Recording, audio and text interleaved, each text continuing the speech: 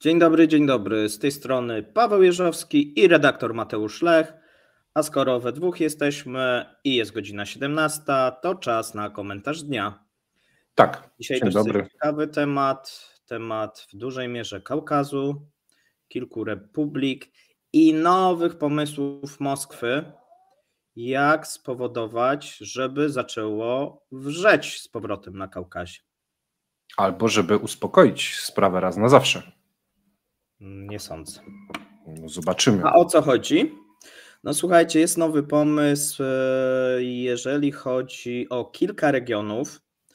My wymieniamy Kaukaz, o tym będziemy mówić więcej, natomiast pojawił się pomysł, no w sumie to już jest rozporządzenie, żeby regiony włączone do Rosji, czyli tak zwaną tą Noworosję, czyli okupowane ukraińskie terytoria, więcej płaciły do Moskwy, a mniej brały. No i to można powiedzieć, że naturalne. Tutaj akurat wrzenia żadnego nie będzie. Natomiast również przy okazji poinformowano, że 3 kaukaskie... 4.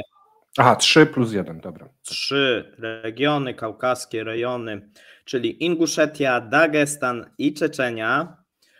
Za moment pokażemy, jeżeli ktoś nie wie, gdzie one leżą, to pokażemy, ale również Tuwa, tutaj nie wiem, jakieś może szpileczka do ministra Szojgu, a być może dlatego, że faktycznie z tego regionu akurat do tego regionu więcej i to sporo płynie niż jest ściągane. Natomiast te regiony, jest pomysł, żeby stały się płatnikiem netto w przyszłości, czyli więcej odprowadzały do budżetu federalnego niż brały, bo okazuje się, że to jest prawda, bardzo w dużym stopniu te regiony przez ostatnie lata były dotowane. Mówimy o tych kaukaskich, tak, plus Tuwa, no oczywiście jeżeli chodzi o okupowane terytoria Ukrainy, no to od niedawna, chociaż jak widać bardzo już duże starczy. tam... Czyli już starczy. Tak, już starczy, nie? Jeszcze nie zaczęli, ale już starczy. Najczęściej te pieniądze są rozkradane po drodze, zanim w ogóle trafią do tych regionów, albo na miejscu są rozkradane i tutaj mieszkańcy w małym stopniu otrzymują jakiekolwiek subsydia z Moskwy. Dobra, to zanim wchodzimy w szczegóły i będziemy to rozdrabniać, to pokażemy Wam najpierw te regiony i powiemy coś o nich, żebyście mieli pojęcie. Zacznijmy od tego najdalszego, czyli Tuwa, niecałe 360 000 mieszkańców, gospodarka głównie na rolnictwie, hodowli bydła, ale też wydobycie surowców mineralnych. Ogólnie bieda, region dosyć ubogi. Rosjanie tacy słowiańscy raczej nie zamieszkują, coraz mniej jest tych Rosjan. A tam jest, wiesz co, ciekawy trend, bo kiedyś ich było więcej. Natomiast od już kilku dekad, to nie jest nowy trend, obserwujemy, ponieważ jest to biedny region, obserwujemy, że ci mieszkańcy, łącznie z obecnym ministrem obrony, emigrują do tych bogatszych części Rosji. No i efekt jest taki, że już ponad 80%, niektórzy mówią, że 90% stanowi miejscowa ludność, a więc wyludniony region Rosji, dosyć biedny, ale z potencjałem przede wszystkim zasobów mineralnych. Z własnym językiem i tak dalej. I to takie krótkie wstępy po prostu robimy. Tu mamy Czeczenię, czyli naszego słynnego Kadyrowa. Językiem jest czeczeński, większość mieszkańców wyznaje islam. Gospodarka Czeczenii opiera się głównie na rolnictwie, hodowle bydła i turystyce, chociaż ta turystyka to raczej tak średnio. Ostatnio inwestycje z zewnątrz to oczywiście Rosja. Region boryka się z problemami gospodarczymi, z wysokim bezrobociem, niskimi dochodami w porównaniu do innych regionów. I tu przełączymy sobie na kolejnego. Inguszetia, czyli region, o którym nie mówi się tak często, Ludność wynosi około 500 000 ludzi, szefuje tam Mahmud Ali Kalimatow.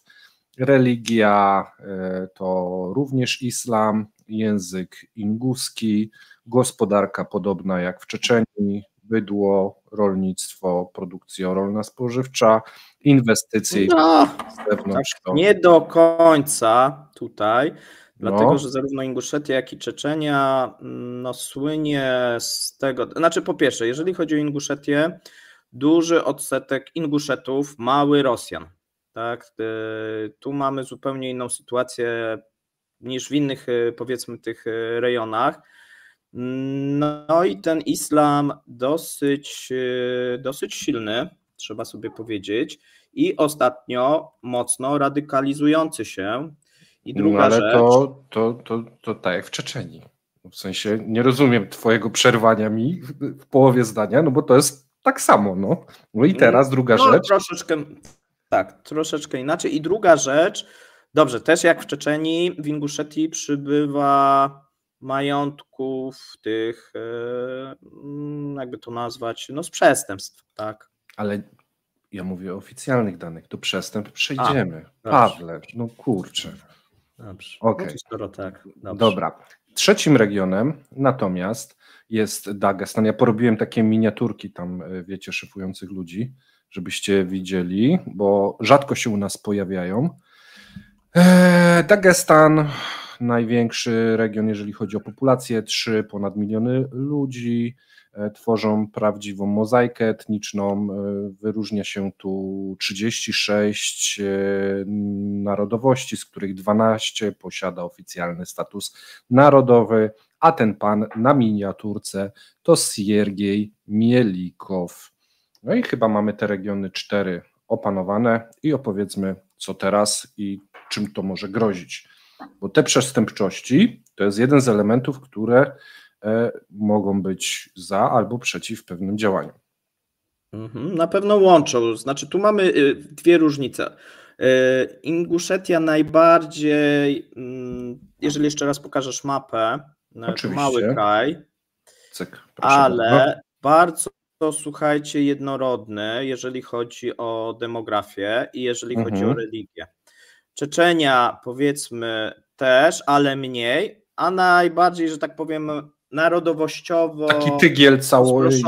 Tak, to Dagestan. Tam w sumie nie wiem, czy jest taki, nawet trudno wskazać, powiedzmy, który z tych języków jest najpopularniejszy, bo mamy tych Awarów, Dargijczyków, dużo tych narodów, które gdzieś tam mówią zbliżonym tym językiem. Awarowie to jest 27%, Dagestańczycy, Dargijczycy, właściwie to się tak wymawia, 432 16%. Później są Lezgini, 13%, Lakowie, 4%. Tak, ale wiesz, później już jest mniej. Ale masz też inne te narody, powiedzmy tam tureckie, a więc bardzo duży, i to też jest, wiesz, rozproszone, że masz regiony, gdzie przeważa. No bo są więksi też. I tam ta sytuacja może być troszeczkę inna. Wiadomo, że jeżeli jest tak rozproszone narody, to Rosjaniom jest łatwiej kontrolować, a bardziej podatne na różnego rodzaju niepokoje, szczególnie na Kaukazie, będzie Inguszetia i Czeczenia. Okej. I co się dzieje w tym momencie? W tym momencie te regiony żyją, nie ma co ukrywać, w dużym skrócie z 2 rzeczy. Garnuszku Rosji i działań przestępczych. Tu dużo więcej się nie dzieje. Co chce Kreml? Kreml chce z jednej strony po troszku ucinać działalność przestępczą, a z drugiej strony chce, aby te regiony płaciły więcej. No i co się może pojawić? Oczywiście może się pojawić niezadowolenie. Niezadowolenie można akceptować albo próbować temperować. Niezadowolenie może zmienić się w jakiś ruch separatystyczny i może dążyć dany region do oddzielenia się. I spróbujemy sobie opowiedzieć dzisiaj o 2 różnych poglądach na ten temat, bo tu już uprzedzę, ja uważam, że te ruchy nie będą na tyle silne i nie spowodują oderwania od Rosji, a Paweł uważa, że być może spowodują. Chyba że zmieniłeś zdanie przez pół godziny i chcesz przejść do mojej drużyny. Nie. I uważam, że bardzo długo na Kaukazie mamy spokój. To jest jedna rzecz. Druga rzecz, o której się mówi się też w innych regionach, nie tylko w tych wymienionych, tak? Mamy jeszcze tą Baszkirię, gdzie też są takie, powiedzmy, ruchy narodowe. Mamy Tatarstan, który ma zupełnie odwrotną sytuację, dosyć bogaty region, tak samo jak Baszkiria, no jeszcze bogatszy, który myśli o oderwaniu. Natomiast wiesz co, ja się zastanawiam, bo teraz zobacz, w Czeczenii i w Inguszetii do tej pory władze, które są kontrolowane przez Moskwę, no bo nie da się ukryć, że te władze jak gdyby są wyznaczone przez Moskwę i kontrolowane w miarę ściśle, ostatnio coraz bardziej sobie pozwalają i coraz bardziej to prawo cywilne na miejscu jest zastępowane prawem szariatu i to mamy proces, no, który tak naprawdę widzimy przez ostatnie, myślę, nawet nie kilka lat, ale powiedzmy przez ostatnią dekadę i coraz silniejsze radykalizacje tych mieszkańców.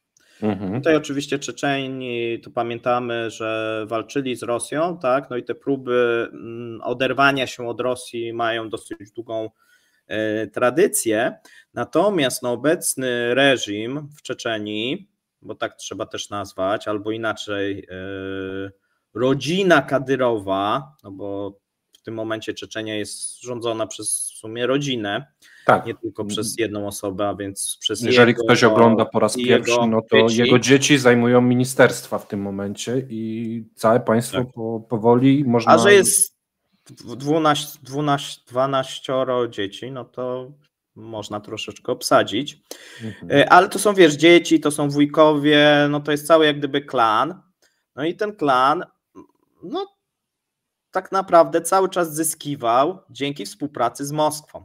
No a teraz no nagle sytuacja może diametralnie się zmienić, no bo zamiast brać, no to trzeba dawać. No a nikt zamiast nie lubi dawać. Kupować dziesiątki Mercedesów dla swoich najbliższych i współpracowników, być może trzeba będzie te środki przeznaczać w nicość, no bo to poleci na Kreml, a tam nie wróci to w żaden sposób do Czeczenii, więc ludzie będą czuli się okradzeni, ale Kadyrow też się będzie czuł okradzony, bo wcześniej mogli się tylko czuć ludzie, a Kadyrow żył sobie dobrze. Tak, bo powiedzmy sobie, że Grozny jest drugim miastem w Rosji, Federacji Rosyjskiej, gdzie jest największy odsetek samochodów luksusowych. Tak. A z drugiej strony jest to jeden z biedniejszych oficjalnie regionów Rosji.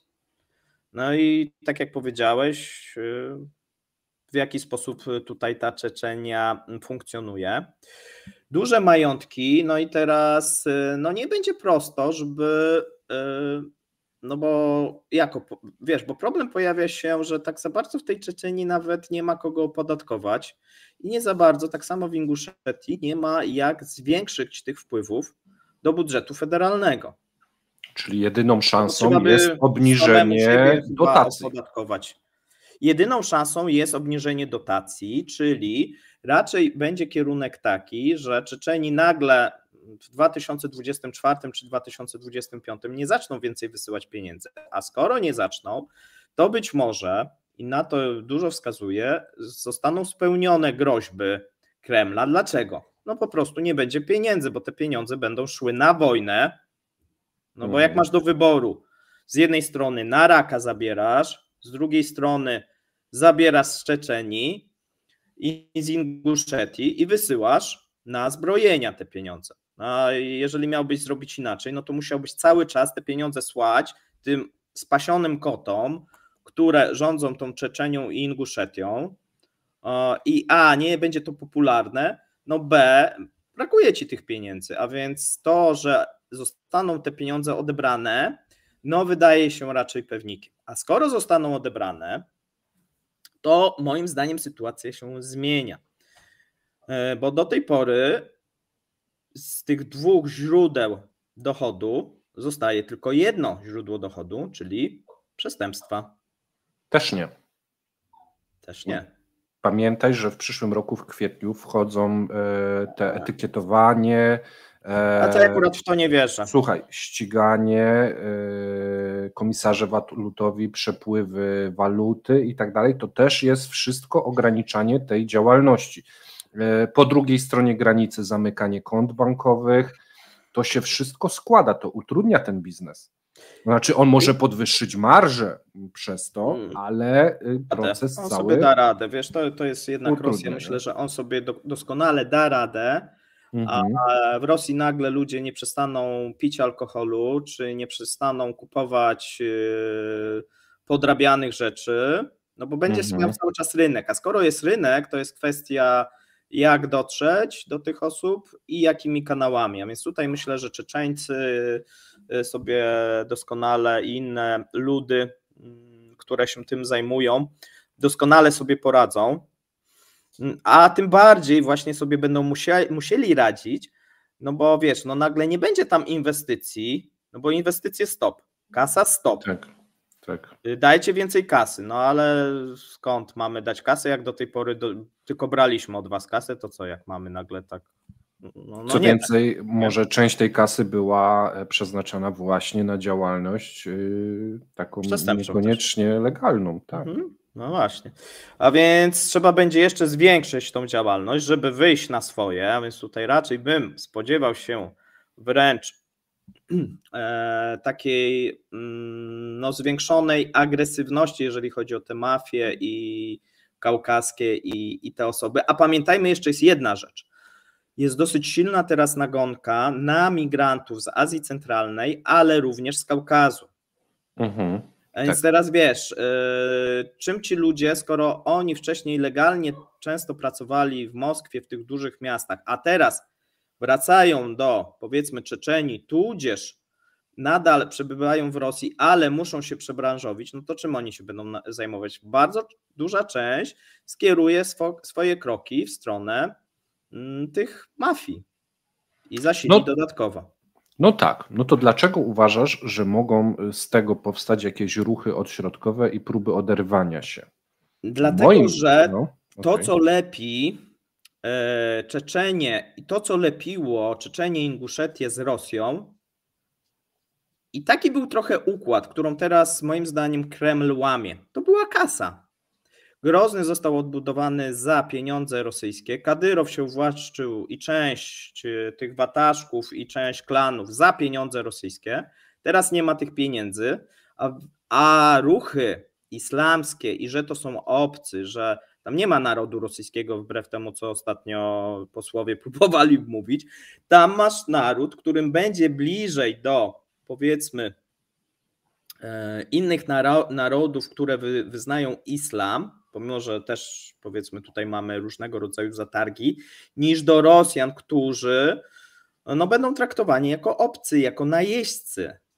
I wiesz, chęć posiadania własnego państwa, własnego kalifatu, no będzie istnieć. A wraz, zobacz, masz jak gdyby dwa czynniki, które temu będą sprzyjać. Brak kasy, albo jeszcze dawajcie kasę, i drugi, osłabienie militarne Rosji. No bo teraz Rosja, jest taki moment, że jest zaangażowana w wojnę w Ukrainie, oczywiście ma dużą, sprawną armię, no ale nie za bardzo sobie może pozwolić, jeżeli by teraz wybuchły zamieszki w tym regionie, żeby wysłać, tak jak kiedyś, na kolejną wojnę czeczeńską oddziały i ściągnąć je z Ukrainy. Skąd oni wezmą żołnierzy? No musieliby coś poświęcić w Ukrainie. A więc to jest taki moment, który, ja nie mówię, że to nastąpi, ale takie pomysły na pewno będą się tam tworzyć, bo do tej pory one były zalewane tymi pieniędzmi. A co tam, po co mamy się budować, dają kasę, w sumie mamy autonomię i tak mamy tam coraz bardziej to prawo szariatu, no to po co nam jest to państwo? No to teraz mój kontrargument. Poczekaj jeszcze. Będą tępić te grupy przestępcze, bo będą próbować, będą dawali mniej kasy, a przecież to są niewierni. Tak? No i na tym radykalizmie pamiętajmy, że z Inguszetii i z Czeczenii cały czas najwięcej werbowanych jest terrorystów, jeżeli chodzi o Bliski Wschód. I ci ludzie nie zniknęli i mogą zasilić grupy, które będą walczyły z Rosjanami. Dobra, to teraz słuchaj. Pierwsza rzecz, w tym momencie ewentualna walka z Rosją, mówisz, że rosyjska armia jest osłabiona, ale oddziały czeczeńskie, oddziały Kadyrowa też giną na wojnie i też są osłabione, tak samo z Inguszetii i tak dalej. Więc tu myślę, że nawet oddziały Kadyrowa czy żołnierze z Inguszetii są bardziej przetrzewieni niż oddziały, które można by było skonstruować z regionów, nie wiem, moskiewskiego, gdyż w pierwszej kolejności szły z tych stanów. Ale to czekaj, to jedna rzecz, później mi najwyżej przerwiesz. Druga rzecz, to, że teraz będą płacić więcej, dla takiego Kadyrowa może być niedogodnością, ale może być niedogodnością przejściową i może sobie wynegocjować, wiesz, zapewnienie ciągłości tego rodu i ewentualną opiekę na przyszłość władzy rosyjskiej w zamian za płacenie troszeczkę większych opłat na czas na przykład wojny, bo nie wiadomo, co by było, gdyby się sprzeciwstawił, czy jego rodzina przetrwa, czy on przetrwa, bo mogą oddziały specjalne, czy ktoś go wyczesać, a tak to ma względny sposób. Kolejnym tematem dla takiej mafii wydaje mi się, że oderwanie tego kraju na zewnątrz jest utraceniem potężnego rynku, jakim jest Rosja, gdyż w tym momencie oni go mają dobrze spenetrowanego, układy są, wiesz, w całym kraju i oni mogą funkcjonować. Jeżeli by była wojna, jeżeli by była próba oderwania, to dużo z tych kontraktów i kontaktów mogłoby zostać zerwane, więc ewentualnie obniżenie wpływów na jakiś czas jest lepsze niż otwarta wojna z Rosją i możliwość utracenia tego rynku. Takie są moje punkty kontrargumentu. Dodatkowo to, co mówisz, islamizacja i radykalizacja. Okej, no ale co dalej? W sensie oderwą się i co dalej? Ze sobą wszystkie te kraje w regionie są skłócone. Najprawdopodobniej zaraz by zaczęły walczyć między sobą. U góry Rosja, która by chciała to odbić. Jaki jest cel, jaki jest efekt końcowy? Po prostu się wszyscy nawzajem w tym kotle będą wybijać i nikomu to nie służy. Nie służy to finansom, przede wszystkim tej wierchuszki, a to wierchuszka będzie decydować, co dalej. Więc dla mnie to jest ruch bardzo agresywny w stosunku do tych regionów, natomiast myślę, że on może być uzgodniony lub przemyślany i wielkich zmian tu nie widzę. Wiesz co, myślę, że popełniasz błąd, który towarzyszy części analityków, szczególnie zachodnich i polskich, bo swoją miarę przykładasz do tego, jak do tego, jak mniej więcej przywódcy, ale również te grupy powinny działać i szukać w tym racjonalności. A wielokrotnie historia udowadnia, że w niektórych działaniach tej racjonalności nie ma. To nie jest tak, że sobie siedzi Kadyrow i myśli, co mu się opłaca, co mu się nie opłaca. To jest raz. I druga rzecz, którą zakładasz, że to na przykład wyjdzie, te ruchy niepodległościowe czy autonomiczne wyszłyby ze strony obecnie rządzących. Ale jeżeli nie wyjdą od strony obecnie rządzących, moim zdaniem one nie mają szans. Zobacz na te regiony, 500 000, 600 000. No właśnie, mają. Ale czekaj, no jeżeli na przykład Kadyrow ze swoimi kadyrowcami będzie po stronie Rosji i wyjdą jakieś ruchy oddolne i będą mieli jeszcze wsparcie Rosji, moim zdaniem nastąpi prędzej rzeź niż oderwanie. A ja sobie wyobraziłbym po pierwsze, że to, co ty mówisz, że z Inguszetii i z Czeczenii dużo wysyłanych jest na Ukrainę, ale dużo też wraca. I to są często weterani, którzy są przeszkoleni, którzy są po takim szlaku Zabrali bojowym. ze sobą jeszcze walizkę ci, co przeżyli, granatów. Bo nie mówię ci, co nie przeżyli, nie? Lub ci, co, że tak powiem, wrócili jako samowary. Ale ci, co przeżyli, to dosyć są sprawni bojownicy, a więc do tych terrorystów i do tych grup przestępczych dochodzą ci, zobacz, bardzo sprawni żołnierze i teraz Rosjanie do tej pory moim zdaniem też popełniali, może nie błąd, ale rekrutowali na wojnę w Ukrainie wśród tych mniejszości, starali się, tak? Że i taki ale dlaczego to robili? Żeby ewentualnie osłabić ich w przyszłości.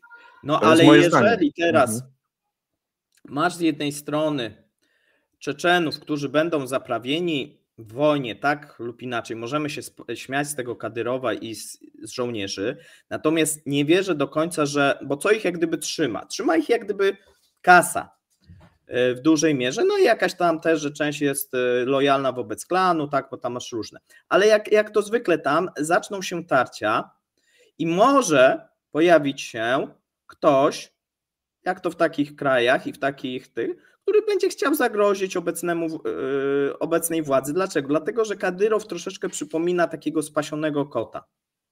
Okay. Że on już tak wszystko ma, jemu się marzy, wiesz, ta monarchia i tu dla syna to, tu dla syna tamto i zatracił tą taką góralską agresję, pomimo, że on tam próbuje, że on nadal ją ma, ale zatracił tą góralską agresję i tą waleczność i w którymś momencie któryś z jego podwładnych, z jego żołnierzy po prostu przejmie władzę. A w tym momencie, jeżeli on nie będzie miał za sobą Moskwy i kasy, to może się to udać. A żeby przyjąć tą władzę, no to na jakich hasłach będzie szedł po tą władzę, żeby obalić Kadyrowa? No na hasłach tutaj, prawda, narodowych, islamskich i będzie do tego klimat. I teraz pytanie jest, kogo Moskwa może teraz wystawić? Żołnierzyków z Petersburga, z Moskwy? No nie, no musieliby właśnie ściągnąć. No i teraz jest pytanie, co Czeczeńców już nie ściągną?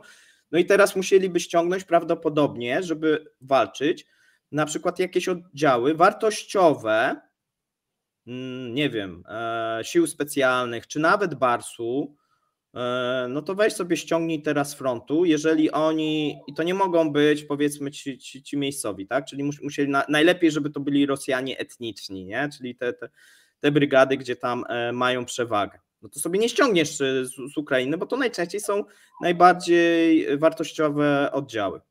Ale znowu patrzysz jakoś tak na zasadzie, że jakiś Wataszka wejdzie i obali Kadyrowa i Kadyrowa będzie wspierała Rosja, a Wataszkę nie. A co jeżeli Wataszkę będzie wspierała Rosja, bo powiedzą, że Kadyrow zdradził, jest tłustym kotem, rozkrada, pójdzie narracja. Może tak być. I tu możesz zrobić to, wiesz, w zupełnie inną tylko stronę. Drugi temat, ale czekaj. Po co Rosjanie to mieliby robić? Jeżeli by była sytuacja taka, że Kadyrow chce się buntować i nie chce płacić. Wiesz, bo ty zakładasz, że pójdzie ruch oddolny, że ruch oddolny nie będzie chciał płacić, a ja myślę, że Kadyrow to trzyma na tyle za pysk, za przeproszeniem, że ten ruch zostanie stłumiony już w samej Czeczenii. Teraz drugi temat. Jeżeli chodzi o wyrwanie się takiego regionu, myślisz, że Rosjanie mogą sobie pozwolić na wyrwanie się takiego regionu? To już chyba łatwiej by było utylizować atomówką cały region niż pozwolić, bo za tym jednym masz zaraz, wiesz, Inguszetia, przecież tam miliony narodów, które tylko czekają na sygnał od jednego, który powstanie, bo to zakładasz, że wszystkie regiony zaczną się buntować, albo kilka naraz? Nie. Tylko jeden. No bo wiesz co, kilka naraz może... Jeden naraz wydaje mi się zostanie stłumiony. Kilka naraz różnie może być, no bo wtedy masz... Wiesz, bo to może być tak, coś się może pojawić powiedzmy w Inguszetii, potem w Czeczenii. To mogą być różne, tak? I to ja nie mówię, że że to będzie ruch tak zupełnie oddolny. To będzie ruch na przykład zawiedzonych osób gdzieś z otoczenia Kadyrowa, tudzież przeciwników Kadyrowa, którzy mają dobrze działające na przykład biznesy przestępcze, a chcą mieć je jeszcze większe. Pamiętajmy, że na wojnie doskonale się zarabia, lub są na przykład zagrożeni, bo Kadyrow na przykład z nimi zaczyna walczyć. No, i ale nagle to oni, wtedy ja wiesz, widzę jako wewnętrzne tarcie, a nie tarcie ale zewnętrzne. bardzo szybko mogłoby się okazać, że mamy tak zwany przewrót pałacowy, bo wiesz, możemy sobie wyobrazić, że ulica, bo kogo ulica poprze? No ulica, jeżeli masz takie jednolite narodowościowo i religijnie ugrupowanie, znaczy państwa, no to wtedy ulica poprze raczej tych buntowników. Jest duża szansa i mogą pojawić się ku temu, teraz jeszcze tego nie ma, ale mogą pojawić się ku temu sprzyjające okoliczności. No dobrze, a bierzesz pod uwagę to, że i Inguszetia, i Dagestan z Czeczenami, to tak średnio, a to wszystko sąsiedzi, wiesz. No, kiedyś tworzyli państwa, więc tak, to tak. Wiesz. No ale no, nie za bardzo się też potrafią się poprztykać. No bo żeby, wiesz, próbować się oderwać w miejscu, gdzie jesteś całkowicie otoczony od wszystkich stron, że no ja tego osobiście nie widzę. Tak, całkowicie.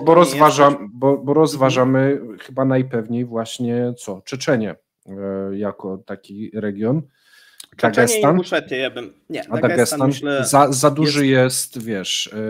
Za dużo, każdy w swoją stronę by chciał Tuwa jest za mała i kompletnie biedna, więc ewentualnie... Nie, no Tuwa, czemu miałaby Tuwa się buntować? No bo ma płacić więcej, nie? No wiesz, ale tu nie. Więc ewentualnym ogniskiem zapalnym, które rozważasz, jest Czeczenia. Czeczenia i Inguszetia. Czeczenia i Inguszetia. Ale żeby to nastąpiło, no to naprawdę by musiało być bardzo źle, bo tłuste koty są tłuste. I będą tłuste, nawet jeżeli im się trochę przytnie na kilka lat. Ale dalej są tłuste. Wiesz co, myślę, że właśnie w tych regionach niezadowolenie z wojny w Ukrainie jest, bo to nie jest ich wojna. Tam nie ma postrzegania, o ile powiedzmy w Moskwie, pomimo tego, że albo inaczej, w Moskwie, jeżeli zapytasz się tych Moskwian, czy to jest ich wojna, pewnie powiedzą ci, że tak. Jeżeli zapytasz, czy chcą iść na front, pewnie powiedzą ci, że nie. I teraz masz sytuację taką, że to z tych regionów są wysyłani żołnierze i ci żołnierze mogą być też ci wracający zarzewiem, no bo co oni będą robić, jak wrócą, ci weterani z tej Ukrainy? No najprawdopodobniej będą werbowani do mafii. Biznesy będą, no. Tak. A więc będą rozbudowywać te przestępcze, tak? Będą tworzone takie mini armie. Ale ta mafia ma moim zdaniem lepsze predyspozycje do prowadzenia interesu, jeżeli jest częścią Rosji, bo oni się rozleją na całą Rosję i mogą mafijnie po prostu wyrzynać konkurencję, zyskując na sile i tworzyć, wiesz, powoli przejmując kolejne biznesy i stając się coraz silniejsi, a ewentualnie w przyszłości dopuszczając do władzy nad Rosją kogoś, kogo będą oni sponsorować. A oddzielenie się to nie dość, że tracisz dużo interesów, to jeszcze narażasz się, że duża Rosja będzie przeciwko tobie. Moim zdaniem, jeżeli chodzi o mafię, to mafia byłaby za trzymaniem się w Rosji. Bo tu... Większość myślę, że nie. Powiem ci dlaczego. Dlatego, że zawsze istnieje zagrożenie, że w którymś momencie Rosjanie zakończą wojnę, wzmocnią się, przyjdzie jakiś nowy reżim i zacznie się nimi interesować. I zacznie im psuć biznes. A w momencie, ale to dokładnie to samo, jeżeli będziesz miał osobny twór państwowy. No nie. Ale nie, chodzi o to, że Rosja może wjechać w ten twór i niszczyć ci totalnie też ale wszystko. Kto talibom teraz jak gdyby przeszkadza robić interesy? Nie? Jak Amerykanów tam nie ma. No dobra, i jak talibowie robią te interesy? Czy super zarabiają, czy coś się dzieje? No część super zarabia, tak? No mamy tam jak gdyby, jeżeli chodzi o przemyt narkotyków, o wysyłanie z Afganistanu kamieni szlachetnych, no jest dosyć dużo, tak? I na pewno pewne grupy, bo to wiesz, żebyśmy też zrozumieli, to nie jest tak, bo ty postrzegasz, że jak gdyby ta Czeczenia czy Inguszetia to będzie chciała dążyć do jakiejś demokratyzacji. Nie, no tam będą zawsze... O czym ty mówisz? Ja nic takiego nie powiedziałem. Nie, no, ale chodzi do utrwalenia sytuacji, która jest teraz i umocnienia ewentualnie wataszków i mafii, która tam jest. Tak, poczekaj, wataszkowie dążą do umocnienia siebie i widzimy, że Kadyrow dąży do stworzenia monarchii. Natomiast jak historia pokazuje, na Kaukazie jeszcze się nikomu to nie udało. Tam jak gdyby wrzenie i różnego rodzaju kłótnie pomiędzy klanami, szczególnie w Czeczenii i Inguszetii, są na porządku dziennym. I jeszcze raz mówię, to dlaczego zakładasz, że cokolwiek Kadyrow czy ktoś następny będzie w stanie utrzymać bez wsparcia Rosji? To jest jedyna szansa, żeby... Łatwiej jest buntować się i działać przeciwko, niż jeżeli się szczególnie zabiera pieniądze. Bo wszystko jest fajnie, kiedy są te pieniądze. Kiedy możesz mieć na inwestycje, budować sobie następne wieżowce w Groznym, co nie ma jak gdyby sensu, i tworzyć sobie jakieś tam parki, bo robisz to za pieniądze rosyjskie. A co innego, kiedy musisz to robić za pieniądze lokalnej ludności. Ale i Paweł, nakładać ale to dodatkowe mówimy podatki. O 10 latach do przodu, a nie teraz. Teraz, jeżeli oni wprowadzą, no to co? Mamy pałace, mamy budynki, mamy parki, jest trochę krucho z kasą, no bo jest wojna, ale może przetrzymajmy 3-5 lat. Tak, to ewentualnie pamiętaj, takie ruchy, moim zdaniem, jeżeli to, co ty mówisz, może być realne za dekadę. Nie, że dekadę, myślę, wiesz, ludzie... szybciej. No właśnie, wydaje mi się, że pierwsze co, to będą tłuste koty grały na przeczekanie. No dobra, teraz No tłuste koty będą tych... grały na przeczekanie, ale po pierwsze, jeszcze raz mówię, ulica i te głodne koty, tak, albo nawet te, które gdzieś się dorabiają, mają te majątki. Ale głodne koty tak czy siak głodne. są głodne. Ale tak czy siak są głodne. Ale bo i tak, wiesz, Kadyrowie zabierają hajs, więc głodne koty teraz czy później i tak są głodne, i tak są głodne. A tak to jest Kadyrow z siłą jakąś rosyjską, którą może to powstrzymać. Wiesz co, w mojej ocenie, jeszcze raz mówię, to jest sprzyjający moment dla takich ruchów, bo jak sobie wyobrażasz, że będzie lepszy? Rosja osłabiona, Rosja prowadząca długotrwały konflikt, Rosja zabierająca pieniądze, Rosja nakładająca podatki. No, ulica będzie nienawidzić Rosjan. Ja to ktoś rozumiem. to będzie chciał wykorzystać. Kadyrow nie będzie, moim zdaniem, miał, a szczególnie jeżeli będzie taka sytuacja. W przyszłym roku umiera na zawał serca, albo jeszcze powiedzmy w przyszłym, i teraz nikt z jego synów nie ma tak silnej pozycji, nie, żeby przejąć władzę. Robi się totalne zamieszanie, Rosjanie próbują kogoś tam wsadzić, ta osoba nie zdobywa poparcia, ale miejscowy wataszka, tak, zdobywa to poparcie i udaje mu się zjednoczyć w tym momencie do walki. Co będzie potem, to potem będzie się zastanawiał. Tutaj nie szukajmy racjonalności, bo jeżeli będziemy szukali racjonalności, to nie jesteśmy w stanie zrozumieć, moim zdaniem, żadnego ruchu na Kaukazie. No okej. Natomiast ja cały czas uważam, że to nie nastąpi, bo ty dajesz tu bardzo dużo założeń. Musi umrzeć Kadyrow. Muszą jego synowie, wiesz. Przykład. No ale wiesz, ale to wiesz, możemy tak sobie gdybać. Musi się wydarzyć to i to. Natomiast sytuacja jest teraz jaka jest.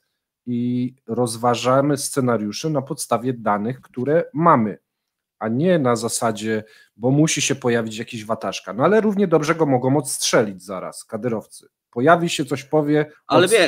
wiesz, ale poczekaj, to tak, ale to jak w życiu. No tak. To, co ja mówię, ja nie mówię, że tak się stanie. Ja mówię, że prawdopodobieństwo się zwiększa.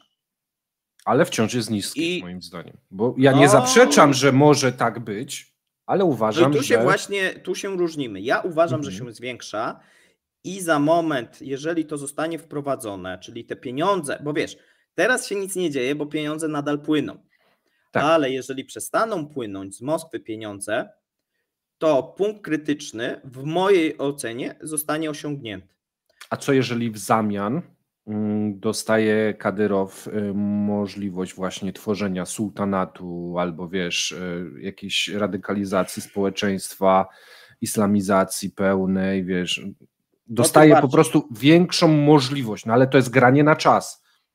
Za 10 lat będziemy się tym martwić, bo to jest po rosyjsku. To tym bardziej, bo może nagle Kadyrowowi zaświtać w myśl, że najbezpieczniej dla jego rodziny jest ogłosić niepodległość i być krajem ONZ z granicami i tak dalej. No możesz jak? się śmiać. Bezpieczeństwo ogłoszeniem niepodległości, no to przecież wyrok na siebie i całą rodzinę swoją daje, bo zawsze się znajdzie ktoś, kto będzie chciał to przejąć. Znowu szukasz racjonalności w postępowaniu. Ale Kadyrow, wiesz, my mówimy, że to jest, wiesz, głupek, natomiast on w jakiś sposób trzyma za pysk. No ale wiesz, pokazuje się mema, to jest coś jak Łukaszenko. On jest całkiem sprawny, jeżeli chodzi, on zna I jeszcze zasady. Myślę, że w nich cały czas istnieje chęć i taka tęsknota za posiadaniem własnego państwa. No okej. I wydaje mi się, że w przypadku Kadyrowa on postępuje pragmatycznie, no bo wiedział, no, że w tym momencie Czeczenia jest za słaba, że walka powiedzmy jego rodu, no bo pamiętajmy, że to jak gdyby ród Kadyrowa walczył tak cały czas z Rosjanami. Oni w którymś momencie zmienili front i zdradzili. No ale zdradzili na takiej zasadzie, że być może cały czas w tych głowach jest, żeby przeczekać i w momencie, kiedy nadarzy się sposobność, żeby wrócić do tego. Ale tu jest ideologia przeciwko wygodnym Mercedesom. W sensie wiesz, no właśnie o tym mówię, że jeżeli skończy się kasa, to może się, to ta ideologia nagle stanie się bardziej atrakcyjna, a teraz jest nieatrakcyjna, bo się ma Mercedesy, bo się ma wygodne życie, bo się pije alkohol, nie? A nagle osoby, które pławiły się w luksusie, będą musiały stanąć przed Bogiem. I nagle może im coś się w tej głowie zmienić, szczególnie jeżeli ktoś im zacznie zabierać to ostatnie życie. I to jest moje zdanie. Pytanie, jak mocno będzie zabierał? Czy za zabranie tego nie dostaną czegoś innego, na czym im może bardziej zależy? I ile czasu te zabieranie potrwa? Bo to są takie elementy. I myślę, że to jest, chyba że chcesz jeszcze coś dopowiedzieć. Tak, znaczy tu dużo zależy od szczegółów. Tutaj ja się z tobą zgadzam. I to jest pewna działanie, znaczy temperatura, szczególnie na Kaukazie, może bardzo szybko wzrosnąć. Czyli teraz my tego nie widzimy. A dlaczego mówię, że może wzrosnąć? Dlatego, że widzimy, że na takim, my patrzymy jak gdyby na całość, taki z punktu widzenia Rosji, Polski, ale jeżeli spojrzymy na skalę mikro, to co ci mówiłem, widzimy zmiany, czyli islamizację tego regionu bardzo silną i to nie przystaje do Federacji Rosyjskiej. Tak, no to jest prawda. Natomiast uważam, że to jest jeszcze za wcześnie. Że to jeszcze nie ta dekada. W mojej ocenie ta temperatura nagle z tygodnia na tydzień może się pojawić i zacznie się tlić i wybuchnie pożar. Zobaczymy jak to będzie, tak? No bo teraz też, drodzy widzowie, my sobie tak dywagujemy, tak? Natomiast na pewno to, co się dzieje, przybliża te kraje do mojego scenariusza, a oddala od scenariusza Mateusza. I tak, kwestia tego po prostu, jak daleko się tym posunięciem przesuniemy na tym suwaku. Drodzy widzowie, mam nadzieję, że podobał wam się nasz komentarz. Dajcie znać w komentarzach, co wy uważacie, bo myślę, że pokazaliśmy takie dwa rozwiązania, natomiast może one nie są wszystkie, może wy macie jeszcze jakiś inny pomysł. Jeżeli się podobało, polajkujcie, skomentujcie, podajcie dalej materiał. To jest dla nas bardzo ważne, żeby jak najwięcej osób mogło te materiały oglądać, żeby nasza rodzina Kremlinki Show się powiększała. No i z mojej strony wszystko. Trzymajcie się. Cześć. Ja chciałem jeszcze powiedzieć, że Mateusz nadal ma klamkę, tylko jej nie widać, a więc może wychodzić z tego pokoju. Nie martwcie się. Ale dorobiłem się półki. Trzymajcie się. Piszcie, czy ładna. Trzymajcie się, cześć.